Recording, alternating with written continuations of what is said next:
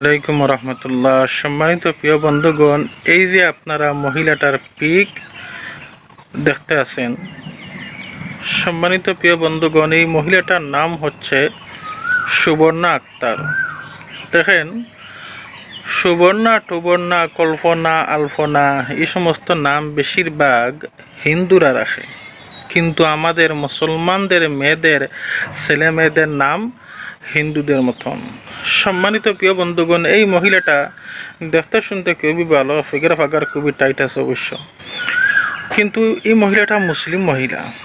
সম্মানিত প্রিয় বন্ধুগণ, এই মহিলা এমন এমন বাজে ভিডিও বানাতো বা এমন খারাপ ভিডিও বানাতো, যে ভিডিও দেখে আমাদের যুব সমাজ অতি তাড়াতাড়ি নষ্ট হতো, এমনকি খারাপের দিকে দাবিত হতো বেশি।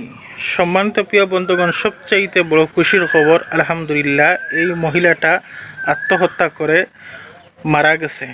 মারা গেছে, ভালো হয়েছে আলহামদুলিল্লাহ। কিন্তু এই মহিলাটা মৃত্যুর পর এই টিকটক এই ধরনের খারাপ ভিডিও বানানোর কারণে তার এলাকাবাসীরা দাফনের জন্যে বাধা দিয়েছে, যে এলাকাতে এই মহিলাটার দাফন দিবে না এর খারাপ কাজের জন্যে।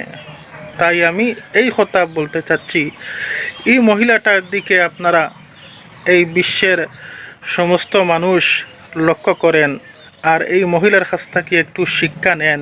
এখনকার যে সমস্ত মহিলারা আপনারা খারাপ ভিডিও বানান, উলঙ্গ হয়ে নাচ গান করেন, আপনারা একটু শিক্ষা নেন। আপনারও তো একদিন মৃত্যুবরণ করতে হবে, বা আপনাদের মৃত্যু পর কি হবে, এই সুবর্ণার মতনই অবস্থা হবে। তাই আগে থেকে সাবধান হন। আর সম্মানিত প্রিয় বন্ধুগণ, দেখেন, আমাদের বর্তমান সমাজের মুসলমান ঘরের মহিলারা বেশি খারাপ হচ্ছে।